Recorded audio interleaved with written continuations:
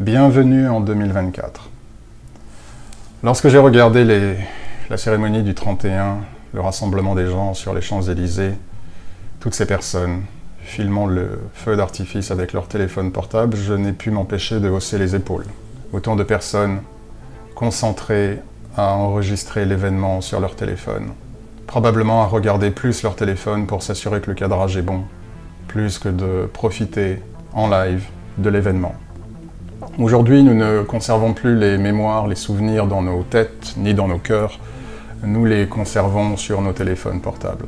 Téléphone portable qui est devenu une part importante de notre vie et qui va prendre d'autant plus d'importance, s'il faut en croire, un reportage récent qui est passé sur le journal du soir de TF1, dans l'émission Grand Format, Main, visage, téléphone, les nouveaux moyens de paiement. Difficile de ne pas se souvenir de cette phrase au sein de l'Apocalypse que vous connaissez tous. Le monde se dirige inlassablement dans une dynamique de restriction, dans une dynamique de contrôle, dans une dynamique d'interdiction, dans une dynamique de limitation. À l'échelle européenne, il est intéressant d'observer que la Banque Centrale Européenne est en train de préparer son projet pour un euro digital. Le site même de la Banque Centrale Européenne pour effectivement voir la présentation de l'euro digital qui sera intéressant, une forme digitale d'argent liquide. Si nous continuons, nous voyons également qu'une identité numérique européenne est également à l'étude. Selon que vous penchez à gauche ou à droite, vous pourrez décider si vous estimez que cela est une bonne chose, un gage de plus grande simplification, ou si vous estimez que c'est une chose inquiétante, avec plus de restrictions possibles et plus de contrôle. Je vous laisse juge. Nous avons connu la pandémie de Covid-19. Il est impossible de dire qu'il n'y aura pas d'autres pandémies dans le monde, puisque les énergies d'autres maladies apparaissent déjà. Et d'ailleurs, il est intéressant de noter que l'OMS appelle d'ores et déjà le monde à mieux se préparer en cas de prochaine maladie, comme le Covid-19. Un avertissement qui pourrait presque sonner comme une prophétie. La vie des Français est devenue de plus en plus difficile pour se concentrer uniquement sur les citoyens français, mais c'est la même chose partout dans le monde. Cet article, issu du Parisien d'ailleurs, était assez intéressant, puisque nous avons connu 2 années d'inflation, et que 2024 sera une année d'appauvrissement supplémentaire, avec une augmentation du prix des mutuelles, une augmentation de la taxe foncière, l'électricité qui va continuer à augmenter, une hausse également des péages pour ceux qui ont besoin de voyager, d'utiliser leur voiture. La préoccupation sur le climat est une bonne chose, la préservation de la Terre qui pourrait s'en offusquer. Tout le monde souhaite protéger cette magnifique planète sur laquelle nous vivons. Des mesures ont été prises cependant qui effectivement peuvent être amenées à porter atteinte de différentes manières aux individus. Cela a commencé avec la loi DPE, qui effectivement impose désormais aux propriétaires de logements intitulés, entre guillemets, je cite, « passoires thermiques », le mot n'est pas choisi au hasard, des travaux souvent très coûteux, très difficiles, voire même parfois impossibles, s'ils veulent continuer à louer leurs biens, et probablement demain s'ils veulent le vendre. L'incidence du DPE a abouti à ce que de nombreuses personnes, de nombreux petits retraités qui peut-être avaient des retraites insuffisantes, le propriétaire n'est pas forcément cette image du nabab avec son cigare et son verre de whisky. Il peut s'agir d'un petit retraité qui ajoute à une retraite insuffisante un loyer. Et nombreux de ces petits propriétaires dans l'impossibilité de réaliser ces travaux pour isoler leur logement, afin, nous dit-on, de sauver la planète, se sont vus obligés soit de vendre à prix cassé, à brader leurs biens à des investisseurs ou à des propriétaires fonciers, ou tout simplement à laisser leurs biens en jachère sans pouvoir le louer et ne voulant pas s'en dessaisir, générant un goulot d'étranglement supplémentaire alors que nous savons qu'il y a tellement de gens qui ont besoin d'un logement. Le DPE n'était que la première pierre, puisque désormais il est fait état, dans les tuyaux, comme on le dit, d'un quota carbone individuel, qui pourra allouer à chacun d'entre vous une quantité mensuelle ou annuelle à voir d'une utilisation de carbone, en vue toujours de préserver notre planète. Certains parlent même d'une restriction du nombre de vols dans la vie. Je me souviens de cet individu, j'ai oublié son nom, qu'il me pardonne, qui parlait de 4 vols par an, maximum, pour ne pas trop polluer. Cependant, si cette piste est sérieusement à l'étude, Nous avons certaines personnes qui se posent des questions. Le PDG du groupe Aéroport de Paris, Augustin de Romanet, et de brandir une volonté de sauver la planète en prenant des mesures qui sont assez contraignantes pour nous, pour moi, pour vous, pour nous, le peuple, quand a priori, ceux qui sont un petit peu plus haut dans l'échelle du pouvoir semblent s'affranchir, eux, de ces règles.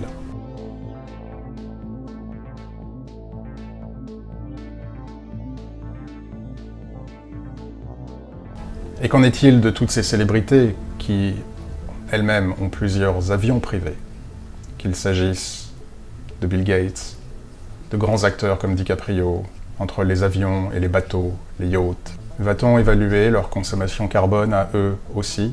John Kerry, qui représente l'environnement au sein des États-Unis, lui-même, n'a-t-il pas été pris en flagrant délit d'utilisation de l'avion de sa famille, de sa femme? Sera-t-il consentant à ne prendre l'avion que 4 fois par an?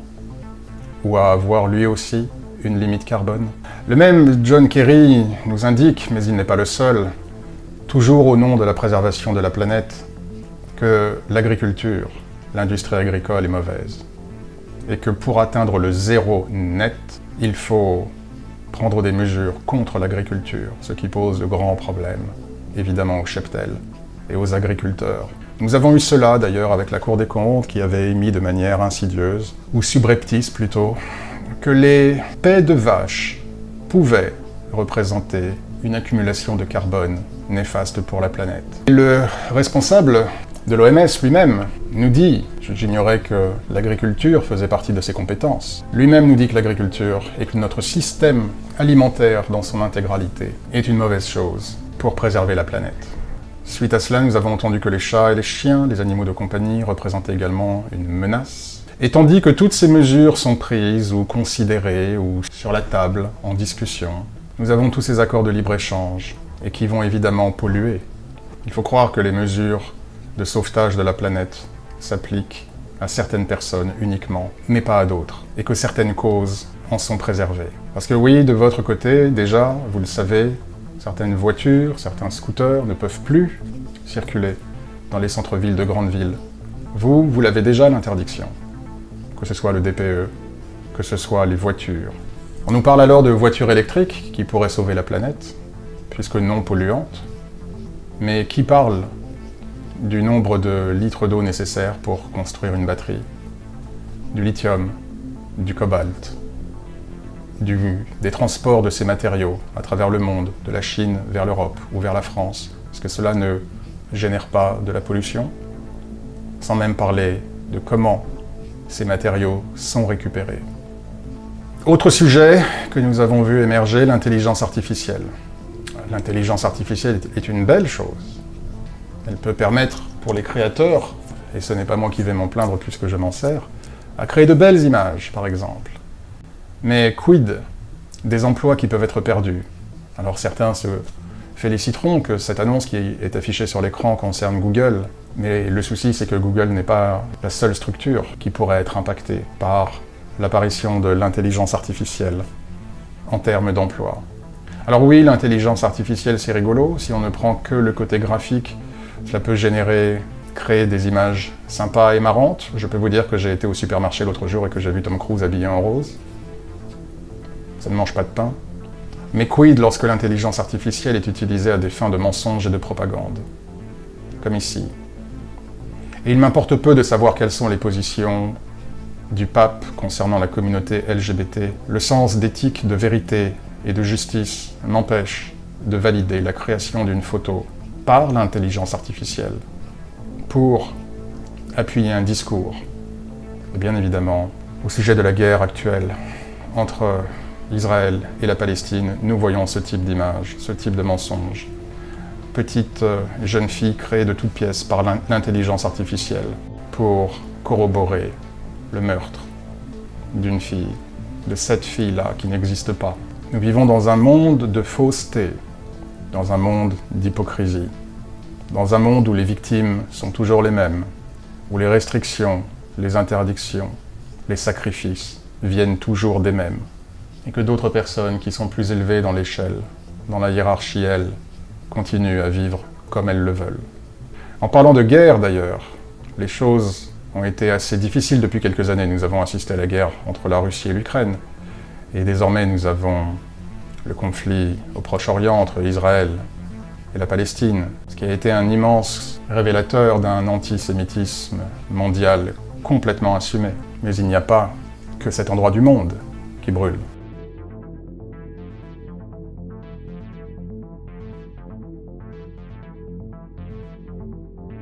Dès lors, le risque d'un conflit généralisé sur la Terre prend de plus en plus d'ampleur. Il ne manque qu'une allumette pour faire exploser le tout. Tous les États connaissent des troubles liés à l'immigration incontrôlée. Les mouvements de population sont mondiaux et sont tels qu'ils déstabilisent tous les pays. Ici, une vidéo vous montrant l'arrivée de migrants, notamment d'Amérique du Sud, à la frontière américaine. Ou bien ici, tous les migrants qui arrivent à Lampedusa avant de rejoindre les États européens. Bien évidemment, ces mouvements migratoires qui se sont agrégés de manière presque méthodique, organisés, ne sont pas liés au hasard. Il y a bel et bien une volonté de déstabiliser les nations. Quant à la France, nous assistons au déclin de ses services publics, qu'il s'agisse de l'école, de l'hôpital, de la justice. Les patients meurent aux urgences, un hôpital est obligé de faire l'aumône pour acquérir du matériel, les médecins désertent les provinces. Comprenez bien que les pays n'ont plus de souveraineté, que ceux qui possèdent le pouvoir sont des instances privées ou publiques, supranationales, qui décident pour ces États. Cette photo résume bien la situation de la France. Une photo prise récemment, il y a quelques jours. Au niveau sociétal, nous assistons également à une désorganisation de ce qui a été le pivot de l'humanité depuis des milliers d'années. Nous vivons dans une société qui est désormais gouvernée par l'hyper-individualisation et qui est bien évidemment encouragée. Ce qui compte désormais, ce n'est point la vérité, ce ne sont point les faits. Ce qui compte désormais, ce n'est pas la vie en groupe ou en société. Ce qui compte, c'est moi, mes désirs, mes ressentis, mes sentiments, ma peine, ma spécificité. Et le monde doit se plier à ce que je suis, à ce que je veux être, à ce que je décide. Et comme si cela ne suffisait pas, la plus grande tragédie probablement de cette année 2023 est ce qui s'est passé aux États-Unis, lorsque nous avons appris que Oreo est accusé de réduire la part de crème dans ses biscuits. Ce qui se passe en France et dans le monde est probablement à l'image de ce spectacle qui a été offert lors du 31 sur l'Arc de Triomphe. Étrange, étrange spectacle, mais qui résume bien l'état de la France et l'état du monde. Dès lors, si nous devons résumer l'accentuation des traits qui ont eu lieu en 2023 et qui vont se poursuivre pour 2024 et pour les années à venir, nous avons conflit et division, chaos, désordre, désorganisation, contrôle, restriction des libertés et planification de plus de contrôle et de plus de restrictions de liberté, pénurie, appauvrissement, l'inflation, notamment, mais pas que, et bien évidemment fausseté, mensonge, manipulation. À quoi vous font penser tous ces attributs? Cependant, chers amis, j'ai conscience que le début de cette vidéo n'est pas très glorieux, mais il ne s'agit pas de paniquer. Je me dois de faire état des énergies du monde, telles que nous les avons vécues, et de leur accentuation pour cette année et les années à venir, mais cela ne signifie pas que nous devons céder à ces énergies du monde. Nous pouvons les subir et nous les subirons, mais il y a une différence entre subir et céder. La chance que nous avons, vous et moi, est notre foi en Dieu et notre connexion avec Dieu. Je vais nommer la vidéo annuelle de l'an dernier l'année de la préparation. C'est pourquoi il me semble qu'aujourd'hui, pour cette année, il s'agit bel et bien pour nous tous, spiritualistes divins, de l'année de la confirmation. La confirmation de la connaissance et de la réalisation de la direction qu'emprunte ce monde. De la confirmation dans la certitude des énergies qui sont en présence. Et que ces énergies vont continuer à s'accentuer. Avec des morts, avec des guerres, avec des crises, avec des maladies, avec des pénuries, avec des restrictions. Confirmation et conscience que ce monde ne pourra pas nous sauver, du moins pas tel qu'il est aujourd'hui. Et si nous avons la confirmation de toutes ces choses-là, nous pouvons alors décider d'autant plus consciemment de confirmer le choix que nous avons opéré, de nous fier à Dieu, de nous relier à Dieu et de nous abandonner à lui. Et cela nous est d'autant plus facile que le monde, j'employais cette formule récemment avec une personne, est une boussole qui indique le sud. Pour connaître la bonne direction, il nous suffit juste de regarder où va le monde. Bien évidemment, tout ce qui a été indiqué en début de cette vidéo ne signifie pas que vous ne pouvez pas trouver votre bonheur sur Terre. Il ne s'agit pas de vivre dans la détresse, ni dans la misère. Les circonstances seront difficiles et l'environnement, tant dans l'Hexagone que dans le monde, vont continuer à se noircir. Mais cela ne signifie pas que vous ne pouvez pas trouver votre petit bonheur à votre niveau, avec vos amis, vos hobbies, vos sorties, vos animaux de compagnie, votre activité, tout ce que vous pouvez faire de votre côté pour continuer tant que possible à garder de la joie dans votre vie. D'autant plus que cette joie-là, c'est celle que vous aurez créée, non pas celle que vous attendrez du monde. Car n'oubliez pas, la vie ce n'est pas ce qui nous arrive, c'est comment nous réagissons à ce qui nous arrive. Nous savions que les choses étaient difficiles, nous savions qu'elles allaient continuer à être difficiles. Nous savons ce qu'est le monde. Nous nous souvenons de cette phrase du Christ. N'aimez point le monde ni les choses qui sont dans le monde. Si quelqu'un aime le monde, l'amour du Père n'est point en lui, car tout ce qui est dans le monde, la convoitise de la chair, la convoitise des yeux, et l'orgueil de la vie ne vient point du Père, mais vient du monde. Le Christ nous indique déjà de ne pas nous attacher à ce monde, d'être plus des spectateurs du monde. Oui, bien sûr, nous sommes impactés, mais il est de notre devoir, au regard de notre savoir, de notre connaissance, de notre foi, d'autant plus forte que les énergies du monde deviendront difficiles, de vivre cette vie tant que faire se peut, comme un passager au sein du monde, et de ne point nous identifier à ce monde. Car tous ceux qui s'identifieront à ce monde et qui suivront les courants de ce monde seront affectés par ce monde et emprunteront le mauvais chemin. Souvenons-nous également de Matthieu 8, lorsque le Christ monta dans la barque. Et voici, il s'éleva sur la mer une si grande tempête que la barque était couverte par les flots, et lui, il dormait. Les disciples, s'étant approchés, le réveillèrent et dirent « Seigneur, sauve-nous, nous périssons ».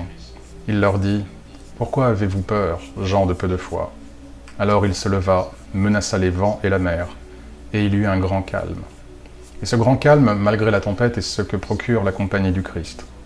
Ce grand calme, malgré la tempête, est ce que procure la foi absolue en la présence du Christ, et dans le fait qu'en suivant ses préceptes, qu'en conservant son amour près de nous et notre amour pour lui, nous serons sauvés, quelles que soient les circonstances.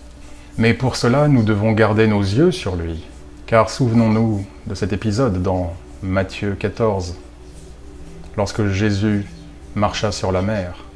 Quand les disciples le virent marcher sur la mer, ils furent troublés et dirent « c'est un fantôme », et dans leur frayeur, ils poussèrent des cris. Jésus leur dit aussitôt « rassurez-vous, c'est moi, n'ayez pas peur ». Pierre lui répondit « Seigneur, si c'est toi, ordonne que j'aille vers toi sur les eaux ». Et il dit « viens ». Pierre sortit de la barque et marcha sur les eaux pour aller vers Jésus, mais voyant que le vent était fort, il eut peur. Et comme il commençait à enfoncer, il s'écria « Seigneur, sauve-moi ». Aussitôt Jésus étendit la main, le saisit et lui dit « Homme de peu de foi, pourquoi as-tu douté ?» Vous voyez, ne faisons pas comme Pierre. Ne perdons pas notre concentration, notre regard sur le Christ. Gardons nos yeux rivés sur lui et sur le Père. Ne soyons pas distraits, divertis par les vents qui se montrent et s'amoncellent tout autour de nous. Car si nous commençons à être distraits par ces vents contraires, par cet environnement du monde, nous détournons notre regard du Christ. Nous détournons notre regard de Dieu. Et dès que nous commençons à détourner notre regard de lui, la peur nous envahit. Nous perdons pied et nous coulons, nous nous noyons, comme Pierre.